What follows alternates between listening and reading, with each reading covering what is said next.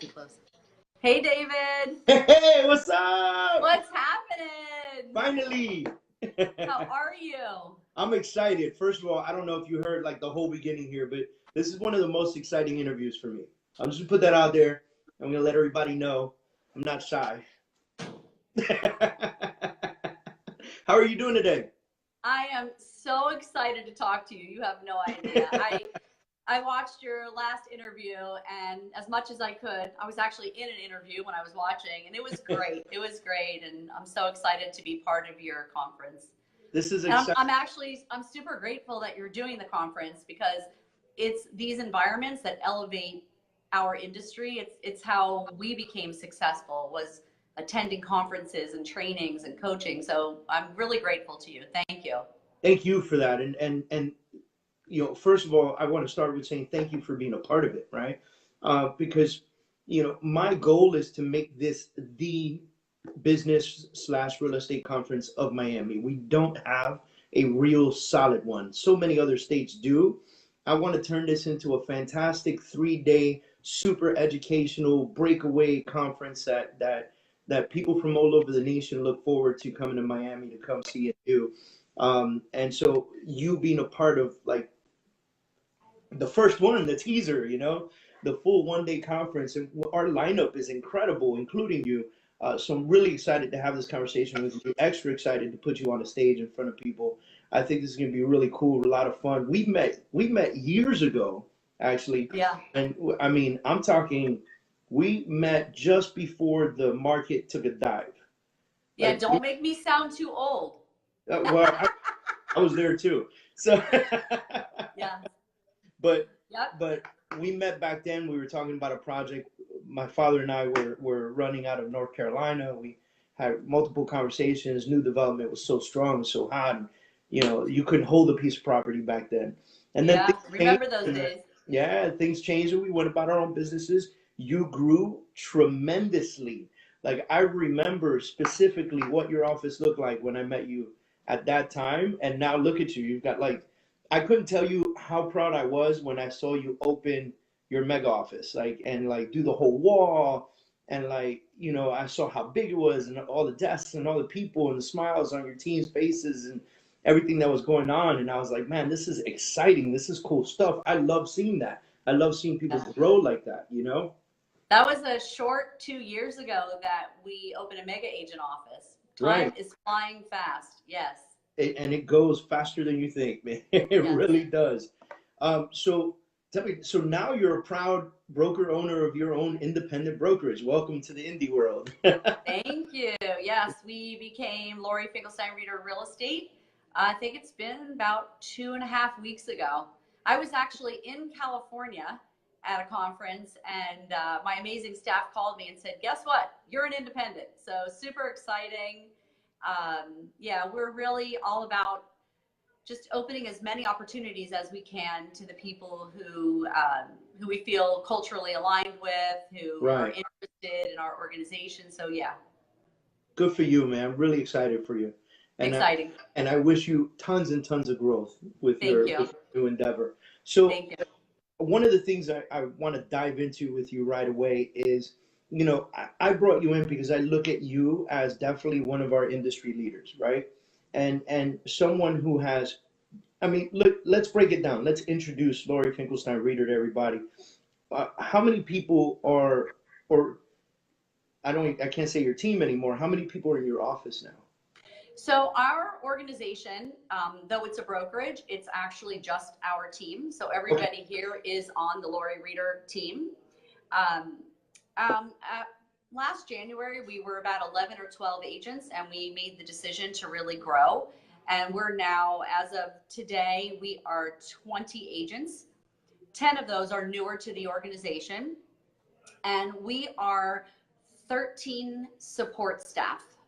Wow. So yeah. So break down your support staff for me so people can hear this, because you know, I think a lot of people want to build and develop teams, and they don't follow the path the way it's put down and the way it should be followed. I mean, everyone and their mother has written a book and said, hire an assistant, get staff in place until you're just too busy to handle it all, right? And so what does your staff look like? So, and again, when I'm at the conference, I plan to really go deep into this. I follow the Millionaire Real Estate Agent book. I read that 8 years ago when I joined Keller Williams and have been coached by Gary Keller. So I follow that model. My staff is comprised of an outstanding director of operations. I have an outstanding marketing director. We have a client experience person, Aislinn, right? Her one job is to make sure that our clients are getting a 5-star experience and that they are wowed. That's all right. Stop. What does she do? She follows the entire transaction from the time they go into pending, whether it's a pending or a sale, and we're serving the consumer. We want to know every day how we could do better. It's great when the client says, hey, everything's going amazing. Really what we're looking for is how can we improve, right? It's awesome, Mr. Smith, that we're killing it, but how could we make your experience even better? Right. So she takes client surveys, she gets our reviews for us, does our happy birthdays, anniversaries. So we call the customers here forever clients. And it's Aislinn's job to make sure that they're feeling the LFR love. Right. So now I want to point something out before we get to the rest of your staff. There are a lot of people right now thinking, well, okay, I do something similar, but my admin does that, right? My administrator does. How many admins do you have? So admin can absolutely do that when you're in the early stages of growing. That's where I was headed. That's where I was headed. So just as I've grown over the last 8 years in particular, and the business has grown, the way I see the organization is also different. As important it is as the consumer to have a 5-star experience, I want my administrative staff and my agents to also have that life by design, and I want them to have a 5-star experience. So it's about everybody having this great life and being excited to be at work and excited to buy a house with us. So we've got a marketing department, which is comprised of a full-time marketing director, and we have our own in-house, on-staff, outstanding photographer, which you will meet him at the conference. I'm actually bringing 16 of my team members to the conference. I know how lives change when you take the people in your organization and you put them in those arenas. It sets their lives on fire, which sets their production on fire. Right. So I get sidetracked really easy. You can see I'm very excited. Keep going. I get really excited. We've got a full-time closing manager. She has a virtual assistant and a regular part-time assistant. 3 closing managers. I've got a compliance department, and we've got a couple of people on virtual staff. Also, some of our higher producing agents have some admin as well. Nice. So how many deals do you do in a 12-month period? Give me the last 12 months of this year. On the low side, we'll close north of 600 units. Right. So right away, that's where I was headed, because like we talked about earlier, and you said, yes, your admin can do that in the early stages, right, of your team development and stuff like that. And then now people are thinking, well, daggone it, how many deals is she closing that each of these people have that very specific task, right? That gives them a 40-hour week job. Like, what's it called? Client care? It's called the Client Experience Department. The Client Experience Department. This is a full-time job at the Laurie Reader Real Estate Team. This is 600 plus people or families in a year. So David, something really important to know is that, and this is something that I've learned over the last few years, and that is that the behaviors of our team, they are the behaviors and the way we function. We are functioning right now, a team that's closing 1,000 units. So we have to make sure that we are staffed correctly, that everybody is working to capacity, but that as our unit count rises, and it's rising quickly at this point, that we can make sure that nothing suffers. The client experience doesn't suffer, and the agent experience doesn't suffer. Traditionally, when you're in the building process, there's always that space where you're spending more than you're making. Right. And that's a really tough spot because we all want to lead with revenue. Right. So yeah, that's where we are at this point. So look, I think it's exciting to talk to someone like you because not everyone is going to get to that point. Not everyone is going to build a 20, 30 person team, and you're doing it, right? And more than you doing it, you have a very specific and beautiful culture within your office that was, I believe, once you opened up your mega office, you started your culture kind of picked up a little bit because I watched, right? I'm paying attention. Yes. I've seen your people Yes. in the wind tunnel thing. I've seen you go out with your The team. money machine. The money machine. I want to go in the Right. money machine. All You right. can go in the money machine. Well, David, that's a really good point. So teams tend to take on kind of like a language of their own and a thump of their own and Right. an environment of their own. And so I'm extremely protective of the culture and the environment.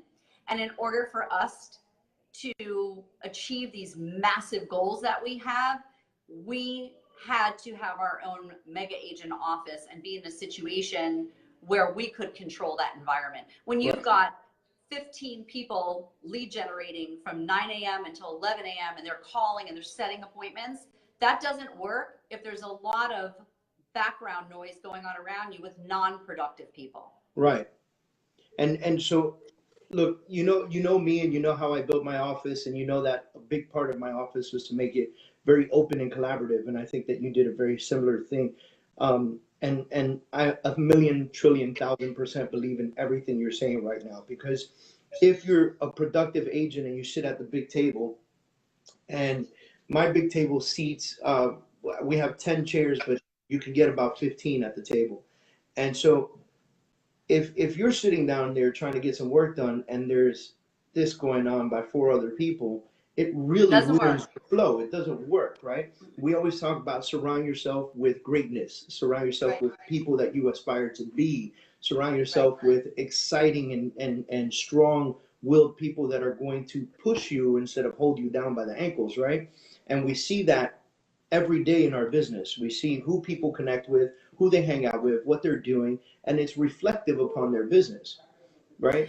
But honestly, people within the organization, um, for me, I'm part of it. I am not the organization. I feel like I work for it the same way everybody else does. And they're really protective in the mornings. You will see if people are not doing what they're supposed to be, they will encourage them to move forward with their calls and their follow-up and setting up appointments, et cetera. I had a really interesting conversation this morning with the lady I was in an interview with, and what I'm reminded with, and I'd love to just share for 30 seconds with whomever may watch this video, because I think this can change every agent's business from brand new to 20 years in the business. And that is the consumer at this point in time, when they are seeking real estate needs, buying or selling, traditionally, they are about 12 to 18 months out. Because of all the information available to us, we've got to grab them and then be their real estate resource for about 12 to 18 months before they're going to transact with us. So most agents are looking for that now hot buyer. That now hot buyer or seller is the person you talk to now and is ready in 12 to 18 months. Right. A lot of people are missing the boat. We have to change our thinking with the way the consumer has changed their thinking. Right. Meeting the consumer where they are instead of where we are. We want the sale right now, but they're not necessarily ready. And I think that I know that you saw the last interview with Howard best you could, but Howard, you are on one side, Howard's on the other side. You're in the people business, he's in the tech business, right? And merging these two things together has been a big part of how a lot of real estate agents have taken their business to the next level. The agents that have figured out how to implement tech into their business, to do those things, to stay in front of people for 12 to 18 months, to ensure that they're nurturing those folks in their database. But it's critical. Yeah, but never ever ever forgetting that we're in the people business. You got to shake hands and you got to say hello, and there's lunches and there's things that are required in order for it to go full circle and you to actually get a deal. Yep. Right? Asking yourself, how many people did I break bread with this month? How many people did I meet for a coffee? Did you call these people and deposit into their lives, or did you just reach out and ask for business? Right. It's about making deposits into their lives and then in return them wanting to work with you. Right. Now let's talk about, I would like to talk with you about how you put your team together and how you've been able to develop such an amazing culture in which people feel like they're family, like they belong. Right. Wow, I'm so lucky to get to work here. It's really amazing. So actually, I was not that agent that woke up one day and said, I'd like to grow a real estate team. Right. My team, our team was very, very organic. Started out as this little single old agent with not any money in my pocket, 2 kids, and I realized really quickly that by helping others, I could become successful, and just always giving this outstanding client experience. Grew my referral network. I was very diligent in marketing locally in my farm area, and realized quickly that I was the absolute worst administrative person on the planet, and that I was messing up and screwing up any file I put my hands on. And yeah, again, had no money, but I found somebody who was willing to get paid on the file. So started out my first admin within 6 months to a year. And as my business grew and the demand grew is when I started reaching out and meeting other agents and saying, hey, do you want to come help me? You know, I need help with my listings and I need help with my buyers. And it was really neat because not only could I grow my life, but I could impact somebody else's life. Right. So and it was really slow. You came from a solid place of contribution, which is very different. Yeah, I mean, I grew up in real estate. My mom took me to my first open house when I was 10. So I grew up also in a family of service. So I didn't know anything except for giving and helping others. Right. So then teams started to evolve, 50 transactions, 75 transactions, 100, slow and steady. This was a process. And then about 2.5 years ago, the extraordinary people that make up this team, they kind of made a decision that I needed to get out of sales and that I should jump into the growth piece. So I came out of sales. I haven't sold a house in 2 years. And quite honestly, we found out quickly that it had nothing to do with me because we've doubled our sales. And yeah, it kind of just took on a life of its own. And I had to go out and get trained, David. I had to, I joined a company, was coached by incredible people. I've hired coaches from all over the world. I've gone to training all over the world because I knew if I wanted to get better, I needed to be around really, really smart people that had already done this. And I'm still coached by some very high level coaches.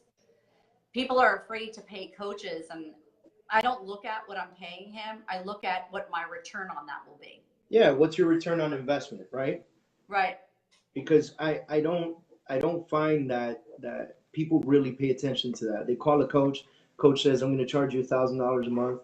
They don't check the coach's reputation. They don't check the coach's development, people development Right. skills. They don't check any of that stuff. They just hear $1,000, right? $1,000. Yeah. That's all they hear, and that's insane to me. That's insane to me. Why don't you think about what you'll get in return? This is $12,000 a year. For every million you sell, you have a potential of between $30,000 and $60,000, right? Wrong? Correct. So yeah, and then in the last couple of years, I am a certified business coach. So I was coaching, and then when I jumped into the arena and started coaching, that made me a better leader and a better, it helped me with growth, right? Because when you teach, you have to master what you're doing. Otherwise, you're going to fumble somebody else's business. And I take it really seriously when I'm impacting somebody else's business and they're paying me money. Right. I think, so I coach nationally as well. And it's the same for me. I think I get so much excitement out of hearing the growth of the people that I'm coaching, right? Like, it's funny. Sometimes I joked on Tuesday with one of my coaching students that's with me. He's a broker as well. And we were talking and I said, man, I'm coaching you the way I coach myself and my sales manager, and you're doing better than me. What are you doing? Well, I love that you coach. You can coach me any day. Give me a break. How about I we just love talk? it. How about we just talk? I love it. It's I love exciting it. stuff. You know, look, I got to tell you, you have one of the most genuine characters I've ever met. Thank you. You have, and you could see it. I think anyone that follows you can see it for themselves, right? They can Thank see you. that when they see pictures of your team and videos and things that happen, people feel naturally like, geez, I want to be there right now. And that's so important. And I want to hit on some things that you said. You didn't fly by night figure this out. It was slow and steady. You Real were slow and real steady, and I'm still figuring it out. You right. know, And we at always each at will. right at each piece of the ladder is where you find the cracks. Right. So when you're building a foundation, you get to 50 transactions, 100, 200, 300, whatever your goal is, it doesn't matter. You find cracks when you're growing. Right. And we're finding lots of them, and especially when growth starts to come quickly, you will find the cracks quicker. Yep. So yeah, this is a process. There's no destination here. It's strictly The a journey. process with many learning curves. Yes, Many nonstop. curves. And so I'm excited to bring you to Real Talk because I'm excited for you to be able to talk to people about team development, people development, and now brokerage development. Because there are a lot of people out there that are interested in developing a team or developing a brokerage or anything like that. You know, your team was significantly bigger when you decided to open your brokerage than mine was. You know, I started this. I signed 3,000 square foot spot with 5 people. I was like, let's do I it. love You it. know? Hey, if you build it, they will come. Yes, that's what I kept telling people, but nobody knew my movie reference. So I was like, guys, feel the dreams, watch the damn movie, you know. That's awesome. But it's you know, I believe what you're doing is amazing. I believe that that the people that join your company are fortunate to learn from someone like you and the experienced people that have been on your team for quite some time. And I think that you coming to the conference, you're going to leave people with so much instant, I call them nuggets, right? Instant nuggets that they're going to put in their pocket, walk away with, and for the love of God, hopefully utilize in their business. You know. Yeah, whenever I'm given the opportunity to share at a conference or a panel, or it doesn't matter, Facebook, the question that I ask myself is, what value can I bring to you today? Just Right. one nugget so that you can go home, you can implement and make money. What Right. can I give to you? What can I share? And that's how we grew. Like I said in the beginning, was by surrounding ourselves with people who had already done it. And we knew if we took home one powerful thing and implemented, we were going to win. Right. And that's how I feel about conferences. Like when I go to conferences, I'll stay for 3 days. And my thing is this: what it costs me to go to a 3 day conference, maybe 500-600 bucks, something like that. You know, unless I got like an upgraded package or whatever, flight plus hotel. Let's call Yeah. it 1,500, 2,000 bucks for the whole conference, right? Yeah. But if I could walk away with something that's going to put another 30, 40, 50,000 dollars in my bank account, then that's a win. That's one nugget in 3 days. People And don't. David, the thing is that we don't know what we don't know. So people who haven't gone on this journey of surrounding themselves with the David Kurzes of the world and going to these types of things, or sitting down and watching a Facebook Live or going to a panel or whatever, they don't know because they haven't done it. It truly, truly changed our entire business by who we surrounded ourselves with. So it's just really important to come out of your space. And plus, Josh Altman's going to be there. I mean, can we just talk about Josh Altman for a second? Yes. So Josh is awesome. I'm looking forward to him coming down too. He was the first person I called when we thought about a keynote speaker, and we've done an event together before. We raised a lot of money for a charity once together, and a very genuine, solid person. He's great on the stage.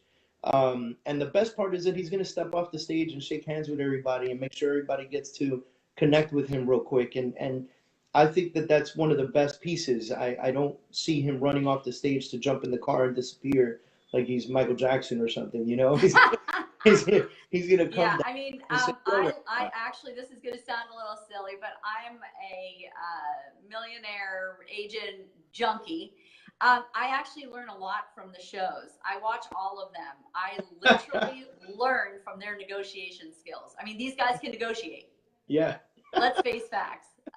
But anyway, I'm just so excited. I'm You're pumped really that he's awesome. gonna be there, and I'm pumped that you're gonna be there. So thank you very much for doing this with us. Oh, Thank you. I'm so grateful for the opportunity. All right, guys. David, thank you. www.realtalkcon.com.